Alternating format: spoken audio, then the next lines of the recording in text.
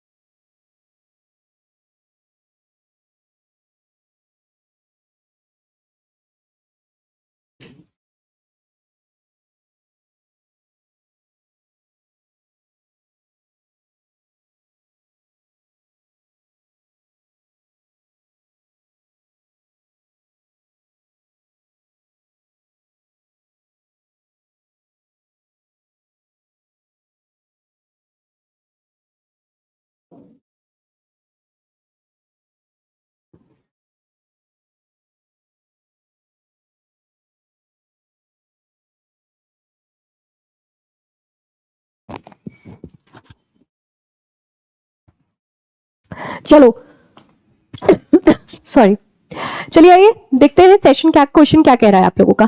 An important factor, factor आपका यहां पर सब्जेक्ट है जो कि सिंगुलर है। फैक्टर आपका यहां पे सब्जेक्ट है जो कि सिंगुलर सब्जेक्ट है। An important factor that propel investors to invest in foreign lands are that the host state will keep its side of the bargain by honoring contracts and enforcing awards even when it loses। अब देखो क्या कह रहा है, question को ध्यान से पढ़ना ताकि आप लोगों को अच्छे से समझ में आए, और अगर क्लियर नहीं है तो आप लोग टेलीग्राम पे पूछ सकते हो, ठीक है। अभी तो फिलहाल के लिए टेलीग्राम में यार, क्योंकि ये रिकॉर्डेड सेशन है इसलिए। चलो आओ देखो क्वेश्चन को। एन इंपॉर्टेंट फैक्टर, फैक्टर कैसा नाउन है आपका, सिंगुलर है। सब्जेक्ट आपका कैसा है, सिंगुलर है। तो वर्ब आपकी कैसी हो जाएगी, ठीक है। वर्ब आपकी कैसी हो जाएगी, सिंगुलर। आर की जगह आप क्या कर दोगे, इस कर दोगे। आर की जगह आप क्या कर दोगे, इस कर दोगे। और यहां पे ना इट्स पोजेशन वाला नहीं, पोजेशन लगेगा, इट्स साइड।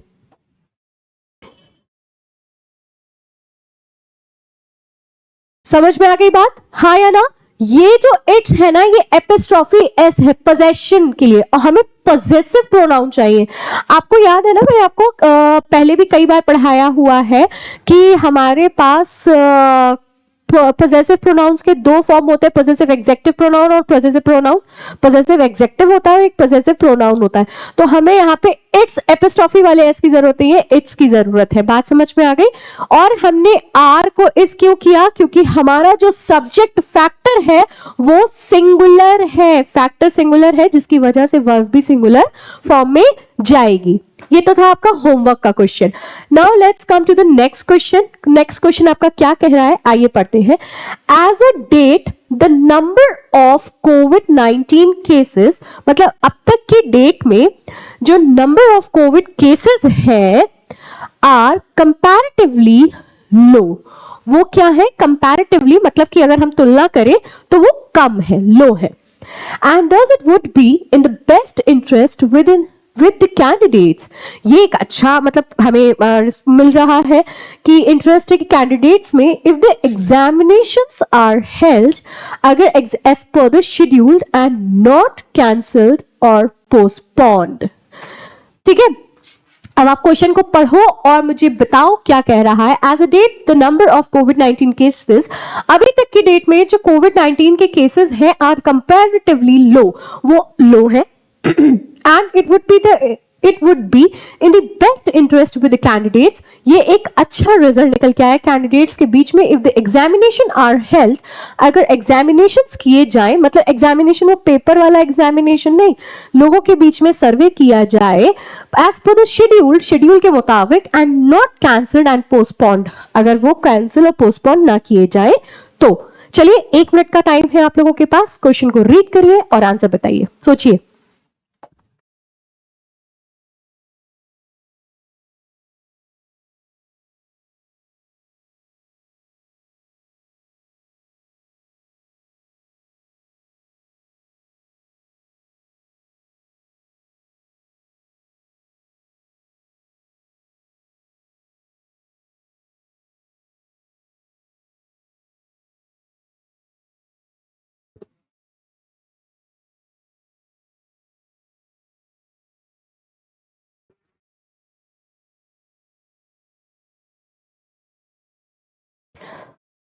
पढ़ लिया क्वेश्चन आप लोगों ने, चलिए आइए क्वेश्चन को सॉल्व करते हैं। देखो क्वेश्चन को सॉल्व करो, आओ देखो। पहला एरर आपका सेंटेंस पढ़ते ही आपके सामने है, क्यों, एज एट डेट नहीं होता, एज ऑन डेट होता है। पहला एरर एज ऑन डेट होता है, डेट पर क्या हुआ, उस डेट पे क्या चीज हो रही है, उसके लिए आपको ऑन का यूज करना पड़ता है। And this is a small phrase, as on date, ठीक है। दूसरा, द नंबर ऑफ आपको ये रूल मेरा ग्रामर सीरीज में मिल जाएगा, जो सुबह 11 बजे आती है सीरीज, ग्रामर सीरीज, जिसमें हम ग्रामर को आपको बिल्कुल बेसिक से पढ़ा रहे हैं, वहां पे इसका रूल मिलेगा आपको। लेकिन अभी मैं यहाँ क्वेश्चन पे आपको फिर से समझा दे रही हूं।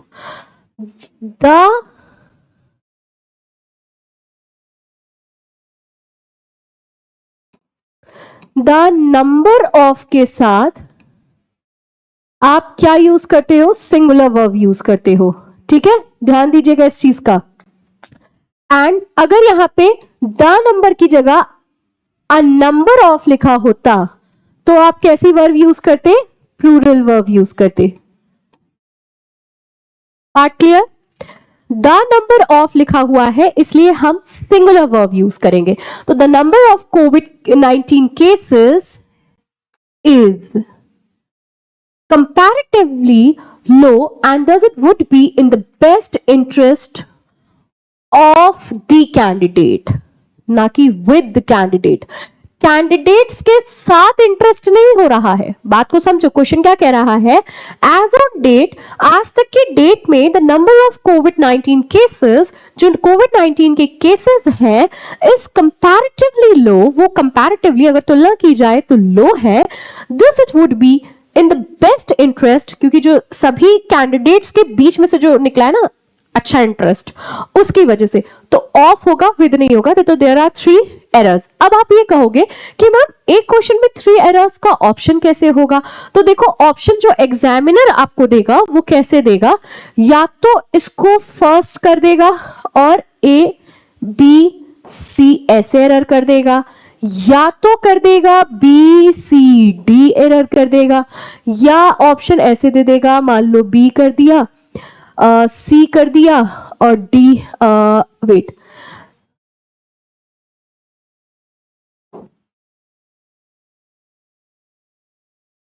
देखो मैं एरर यहां पे फिर से ऑप्शन दे रही हूं। ए बी सी कर देगा, या बी सी डी कर देगा, या ए बी डी कर देगा, या सी डी बी कर देगा, या फिर 5th एरर कर देगा नो एरर।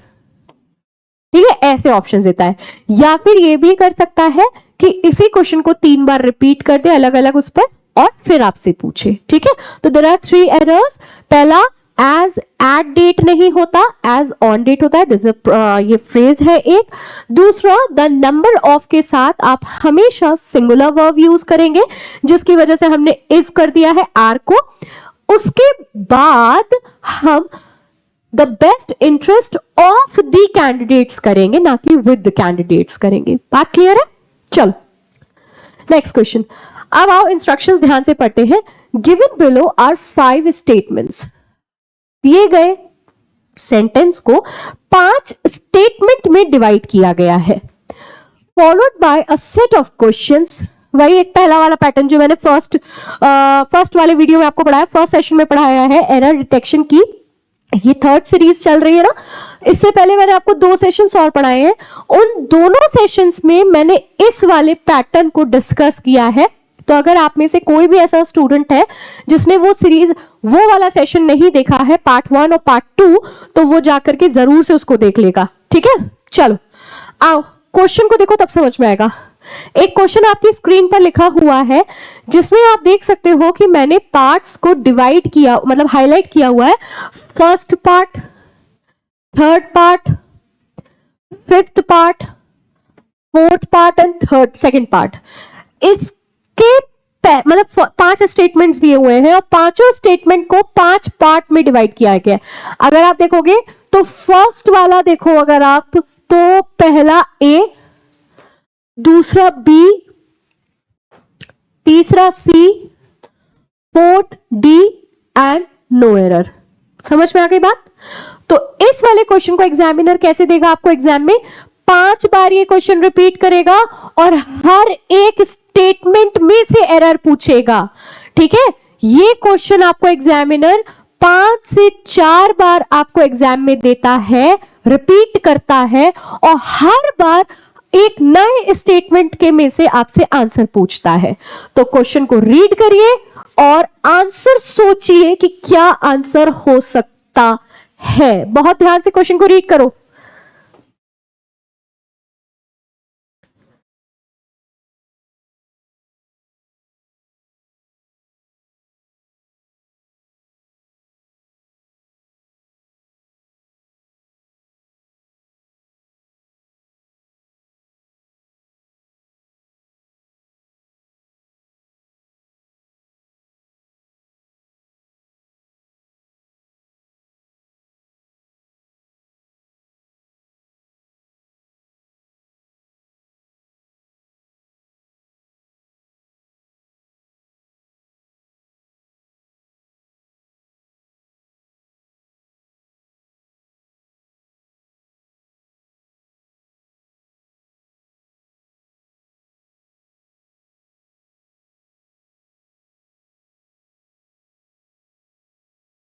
पढ़ लिया। अच्छा, सेंटेंस को पढ़ के आपको क्या लग रहा है? हाँ, सेंटेंस को पढ़ के आपको क्या फील आ रहा है? सेंटेंस कौन सा है ये पूरा? फर्स्ट स्टेटमेंट अगर हम बात करें, अभी आप बाकी का सेकेंड, थर्ड, फोर्थ, फिफ्थ, ये चार स्टेटमेंट छोड़ दीजिए।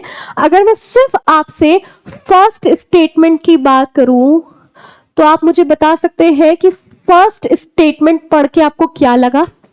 अगर कोई भी सेंटेंस इफ से शुरू होता है, इफ का मतलब क्या होता है? अगर। It means conditional part. आपने वो गाना सुना है, अगर मैं कहूं तो? ऐसे कुछ एक गाना है, मुझे याद नहीं है पूरा, मगर है एक गाना, अगर मैं कहूं, ऋतिक रोशन का गाना है। तो अगर में आ जाता है कंडीशनल पार्ट। अब कंडीशनल आ गया तो टेंस का स्ट्रक्चर कंडीशनल की तरह होगा। आओ देखते हैं क्या कहता है कंडीशनल का स्ट्रक्चर।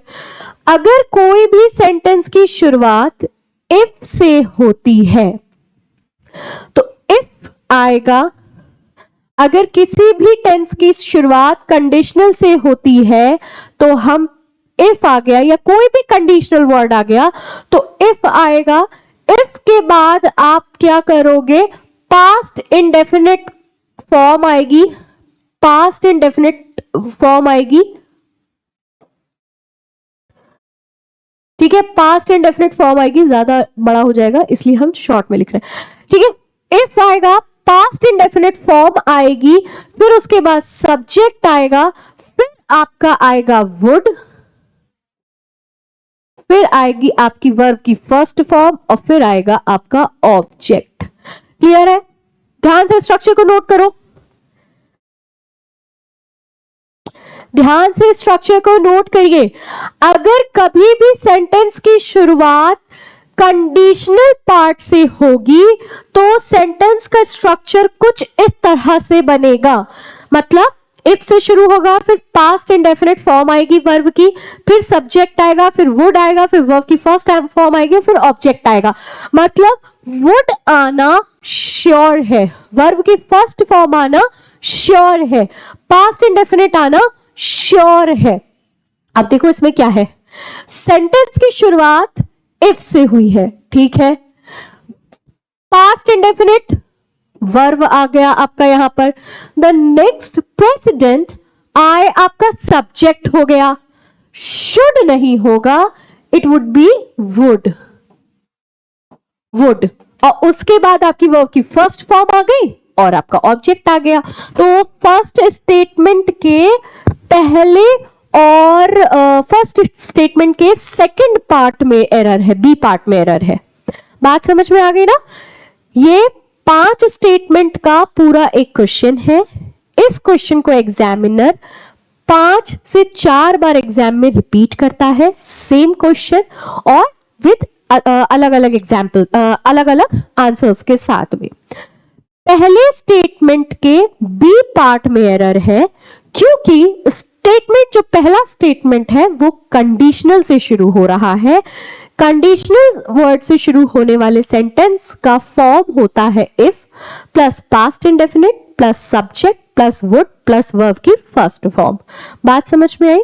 आ जाओ, अब बताओ सेकंड स्टेटमेंट में कहां एरर है? सेकंड स्टेटमेंट को ध्यान से पढ़ो। सेकंड स्टेटमेंट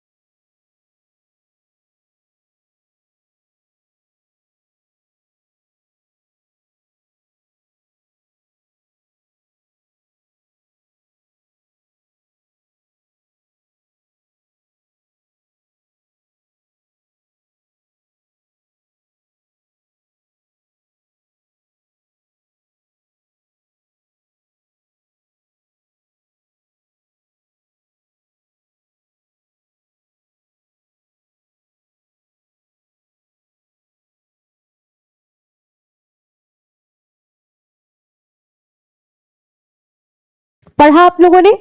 आइए पढ़ते हैं सेंटेंस को, देखते हैं कि एरर कहां है। देखो सेकेंड स्टेटमेंट पढ़ रही हूं, फर्स्ट स्टेटमेंट अपन सॉल्व कर चुके हैं, सेकेंड स्टेटमेंट पे आते हैं।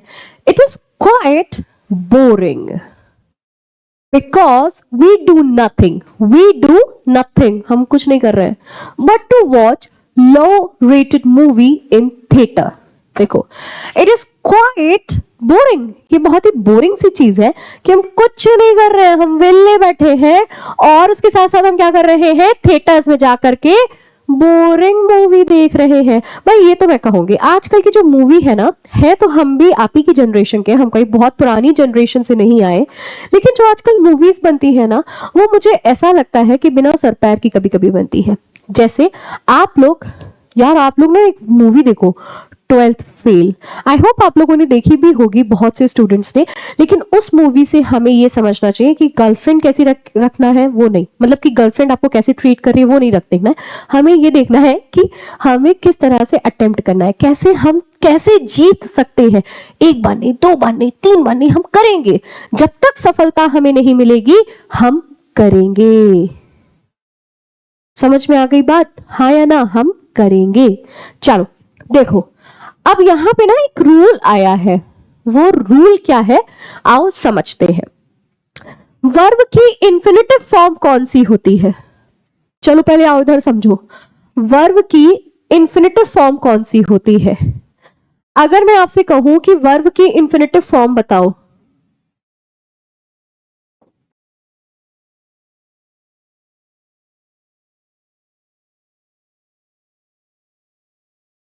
टू प्लस वर्ब की फर्स्ट फॉर्म, इंफिनिटिव फॉर्म जो होती है वो वर्ब की टू प्लस वर्ब की फर्स्ट फॉर्म होती है। लेकिन लेकिन जैसा कि आपका क्वेश्चन यहां पे कह रहा है, जब कभी भी डू के साथ, बहुत ध्यान से समझना पार्ट को मेरे, नहीं फिर मिस हो जाएगा, तो ये बहुत इंपॉर्टेंट रूल है जो एग्जाम में कई बार आ चुका है अलग अलग तरीके से, और मिस कर दोगे तो बहुत इशू आएगा, इतना जान लो, बहुत ध्यान से समझो। वर्ब की इंफिनिटिव फॉर्म होती है टू प्लस वर्ब की first form, to watch, to कुछ भी आप ले लो, ठीक है, लेकिन to run, to watch, to see, कुछ भी, एवरीथिंग। अब आगे आप देखो, अगर यही चीज डू के साथ आए, जैसे डू के साथ एनीथिंग आ जाए, या फिर डू के साथ एवरीथिंग आ जाए, ठीक है, या फिर डू के साथ नथिंग आ जाए, डू के साथ नथिंग आ जाए, तो उस केस में हम केवल वर्ब की फर्स्ट फॉर्म लगाते हैं।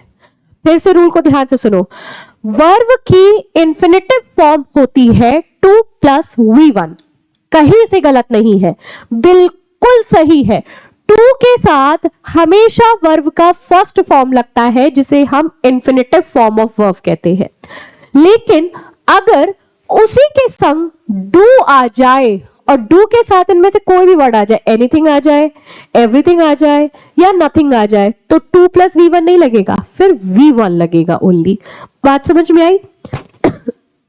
देखो, do nothing but to watch, तो टू यहां से आप हटा दोगे। पहला पॉइंट समझ में आया? हाँ या ना? जल्दी से बताओ।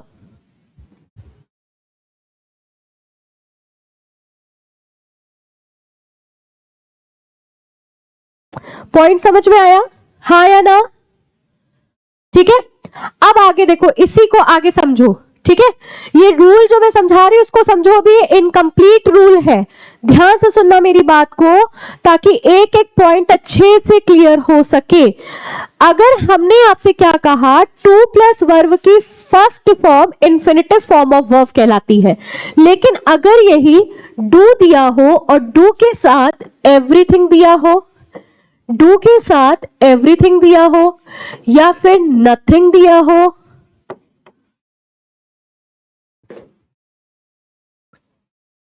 एवरीथिंग दिया हो, या फिर नथिंग दिया हो,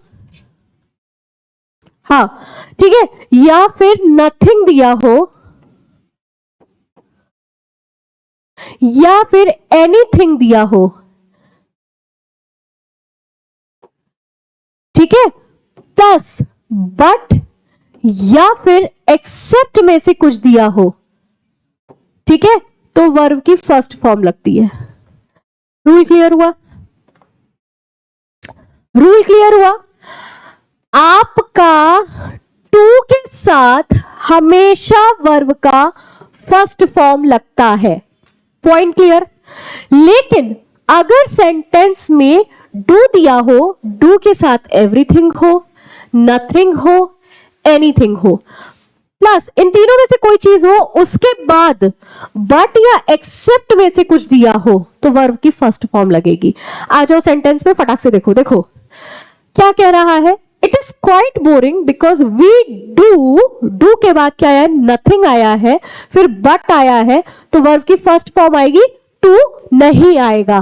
फिर से समझ लो अच्छे से, डू के साथ अगर नथिंग, एनीथिंग या फिर एवरीथिंग में से कुछ आता है और उसके बाद बट या एक्सेप्ट में से कुछ आता है, तो टू प्लस वर्ब की फर्स्ट फॉर्म नहीं लगेगी, ओनली वर्ब की फर्स्ट फॉर्म लगेगी।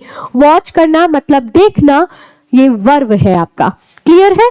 चलो, मतलब सेकंड स्टेटमेंट के किस पार्ट में एरर हो गया, सी पार्ट में एरर हो गया। चलो नेक्स्ट क्वेश्चन आओ। थर्ड स्टेटमेंट देखो क्या एरर है। For extra protection some products contains a protective sunscreen plus vitamin E to enrich and condition your skin. चलो पढ़ो, बताओ आंसर क्या होगा।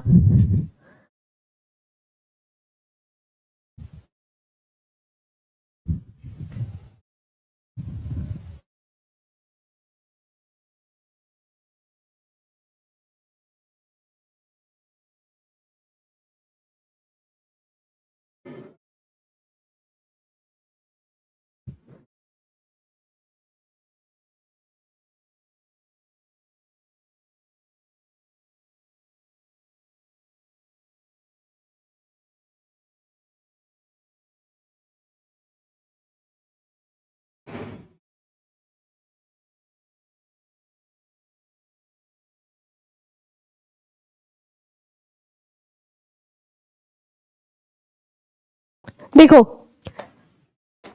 क्या सेंटेंस दे रहा है, आओ सेंटेंस को रीड करते हो, समझते हैं कि सेंटेंस आपका यहां पे क्या कह रहा है। For extra protection some products contains a protective sunscreen plus vitamin E to enrich and condition your skin. आपने सब्जेक्ट वर्ब अग्रीमेंट का रूल पढ़ा है? नहीं पढ़ा तो सुबह 11 बजे की क्लास चल रही है, उसमें जाके पढ़ो सब्जेक्ट वर्ब अग्रीमेंट, ठीक है। देखो क्या कह रहा है, सब्जेक्ट वर्ब अग्रीमेंट का सबसे मोस्ट इंपॉर्टेंट रूल ये कहता है कि जब कभी भी आपके सेंटेंस में दिया गया सब्जेक्ट सिंगुलर होगा तो वर्ब सिंगुलर होगी, सब्जेक्ट प्लूरल होगा तो वर्ब भी प्लूरल होगी। सिंपल, समझ में आ गया? तो यहां पे कंटेन्स आपकी वर्ब है, तो जिसमें से एस आप हटा दोगे और क्या हो जाएगा, कंटेन हो जाएगा। बात समझ में आ गई? चलो, क्योंकि प्रोडक्ट्स आपका क्या है, सिंगुलर नाउन है। बात समझ में आई? हाँ या ना? चलो ठीक है। अब आपका जो होमवर्क है ना, वो है फोर्थ पार्ट में एरर निकालना। इसका आंसर आप मुझे क्या करोगे, टेलीग्राम पे दोगे। फोर्थ स्टेटमेंट में और फिफ्थ स्टेटमेंट में क्या एरर है, इस क्वेश्चन का स्क्रीनशॉट ले लीजिए ताकि आप लोग मुझे टेलीग्राम पर कमेंट करके बता सके कि fourth statement and fifth statement में एरर क्या है। ठीक है ना?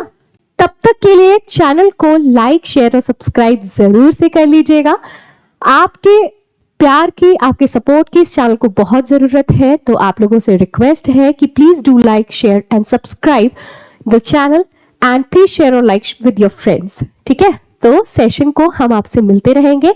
तब तक के लिए नीचे दी गई डिस्क्रिप्शन बॉक्स में लिंक जो दी गई है, आप उनके थ्रू मुझे फेसबुक, इंस्टाग्राम और कहाँ पे, टेलीग्राम पे ज्वाइन कर सकते हैं। तो आप लोग उन सब जगहों पर मुझे फॉलो करना बिल्कुल मत भूलिएगा ताकि आप लोगों को अपकमिंग वीडियोस के नोटिफिकेशंस शॉर्ट फॉर्म्स की नोटिफिकेशन स्पोकन इंग्लिश का एक कोर्स पर इंस्टाग्राम पर भी लेकर के आ रही हूँ बहुत जल्दी, वहां पे भी आपको मिल सकेगा फ्री ऑफ कॉस्ट। तब तक के लिए अपना ख्याल रखिएगा, मिलते रहिए, बने रहिए सेशन में। तब तक के लिए हम आपसे लेते हैं tata, bye bye, good bye everyone. ख्याल रखिएगा अपना, take care everybody, bye bye.